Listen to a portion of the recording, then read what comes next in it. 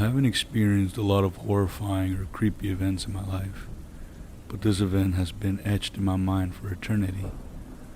My buddy and I were heading home from a party. We live in a rural part of California. Our town is very small and isolated by the ocean. The party we had gone to was in a bigger town a couple hours away. Admittedly, we were both very intoxicated, and we definitely shouldn't have been driving. The roads we were going to be driving through have a lot of sharp turns, and looking down high cliffs only made the drive that much more terrifying. We were about halfway through our drive when we saw someone walking ahead of us about 100 feet away. It was about 2 in the morning, and we would rarely see anyone out at this time, especially walking on the side of the road. Again, we live in the rural part of California, and in these parts you can find coyotes, bears, and mountain lions, if you looked hard enough. As we got closer to this person, we could see it was a younger lady, about 23 to 25. She was slumped over, dragging her feet and stumbling. Her hair seemed sleek, as if it was wet, and all she wore was a long white t-shirt. It was 2 in the morning during the fall. It was freezing out, and she had very little clothes on. My buddy must have noticed something I didn't, because he told me not to stop and keep driving. I insisted we stop and help her, fearing she was in trouble. There had been reports of victims of trafficking in the area, and for all we knew, she might have escaped her captors. My buddy pleaded with me to keep driving, and to keep him calm, I did. As we passed her, I could see her shivering, and the red glow of the rear lights of the car revealed her face slightly. She looked terrified, and it also looked like she was crying. We had driven for at least 5 more minutes, and I made the mistake of pulling over. My buddy, panicked, asked me what I was doing. I told him I wouldn't be able to forgive myself if I didn't turn back to at least make sure she was safe. My buddy insisted I was being an idiot for wanting to turn back around to check on the woman. I'm not sure if it was liquid confidence that had taken over my thought process, but in my head, I was doing the right thing. We hadn't been far from where we last saw her, and I knew I'd see her soon.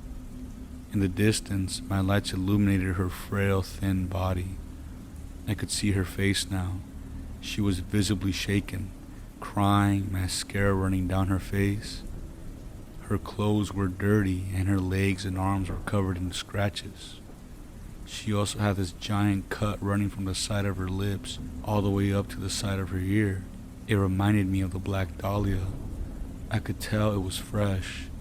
The blood glistened as the glow of the headlights shined on it. I slammed on the brakes. I looked over at my buddy, and he insisted we keep on driving. He told me it had to be a trap.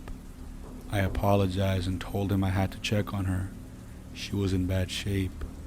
I opened the door to my truck and started walking towards her slowly and carefully.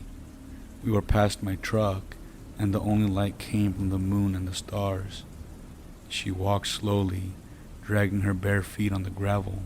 She sobbed, shaking. I was slightly regretting getting out of the truck. I called out to her, and she didn't look back. I called out to her again, louder, and nothing. I started walking towards her. I grabbed her shoulder and asked her in a calm, caring way if she needed help.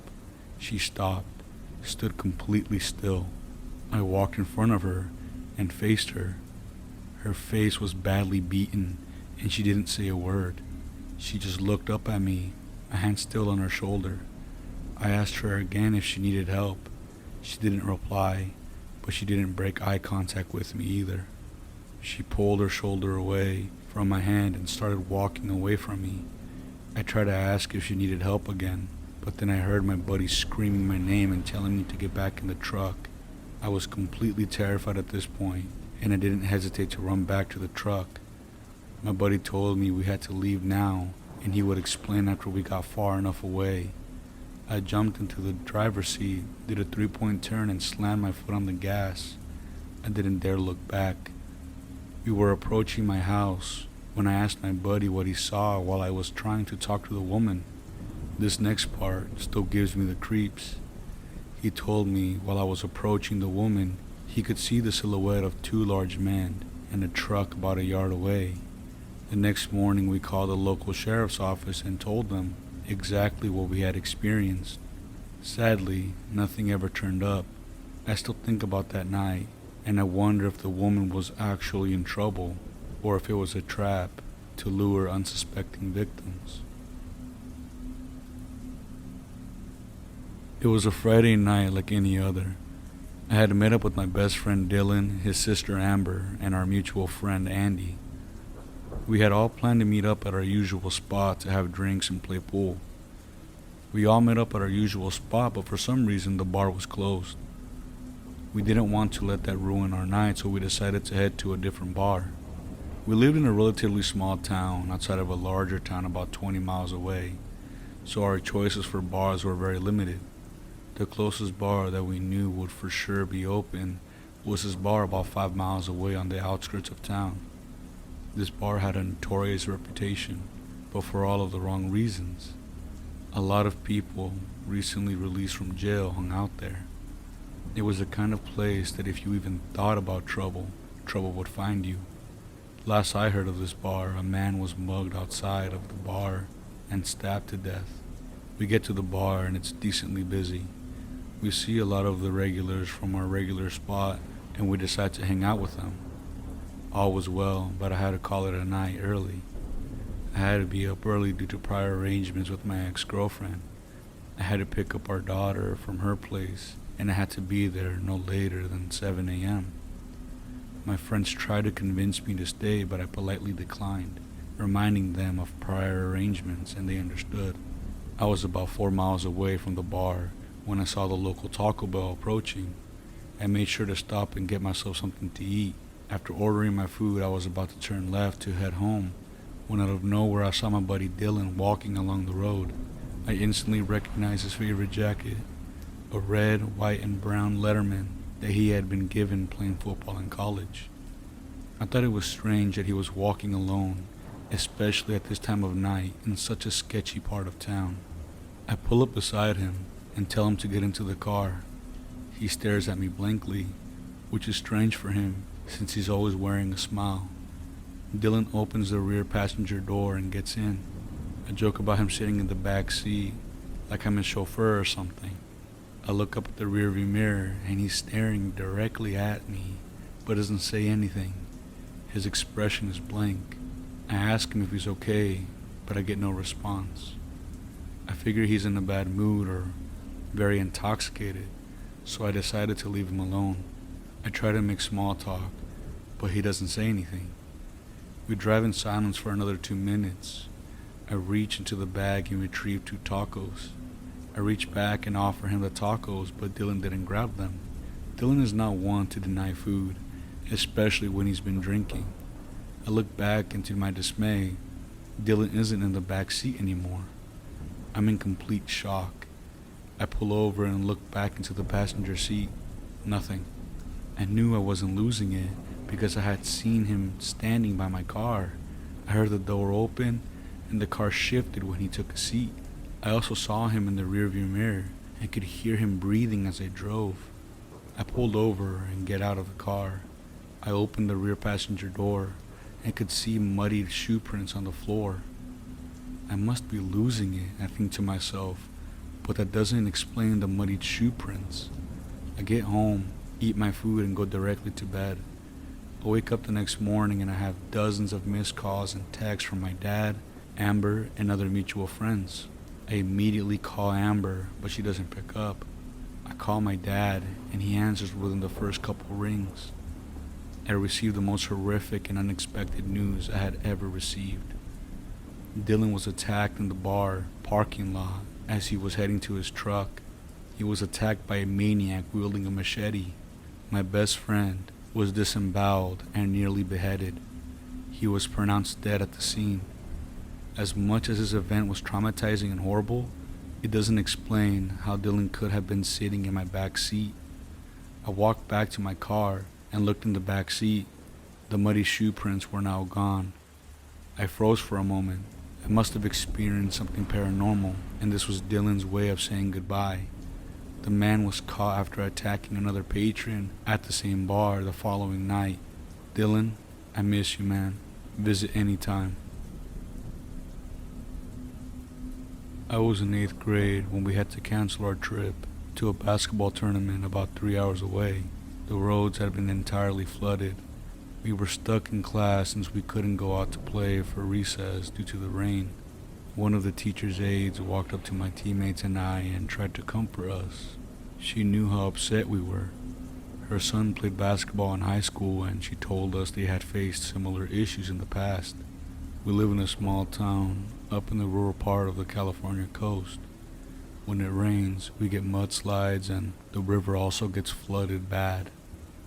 The teacher's aide, named Carrie, decided to tell us about a terrifying encounter they had on their way up to a basketball tournament. This event took place about 3 years ago when her son was still in middle school. They had luckily left early and beat all of the flooding and heavy rainfall. Unfortunately, Carrie's son and their team lost, and now they had to face the dreadful ride home through the mountains.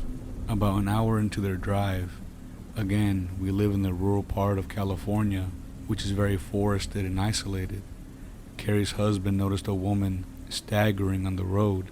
They pulled up beside her and she appeared to be injured and crying. She looked over at them and pleaded for them to help her. Without hesitation, Carrie and her husband offered to take her anywhere she needed to go. She climbed into the back seat of the truck. Carrie turned around and saw the woman. She was very young, maybe in her late teens or early 20s, pale, extremely thin, and looked disheveled. She also had bruises and cuts to all areas of her face. Carrie asked the young woman if she was in any danger, and this question alone set the woman off.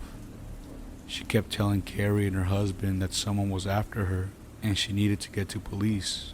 Carrie's husband informed the woman that the local sheriff's office was about 2 hours away in the opposite direction. She pleaded with them to take her there, but Carrie's husband told the woman they could take her somewhere safe and she could call the authorities from there. The woman kept screaming, crying, and pleading for them to take her to police. She kept telling them someone was after her and was trying to kill her. At one point, she began to shake Carrie's seat. Carrie and her husband decided this woman wasn't in any trouble and was clearly on drugs. They decided to drop her off at the gas station a couple miles ahead. Once they got to the gas station, Carrie's husband ordered the woman to get off, but she refused. He kept telling her to leave, but her crying only intensified and kept repeating that she was going to be killed. The woman grabbed Carrie's son's arm and began to clutch it tightly, causing him pain. Carrie's husband threatened to throw the woman out if she didn't leave. She stared at Carrie and her husband silently, crying.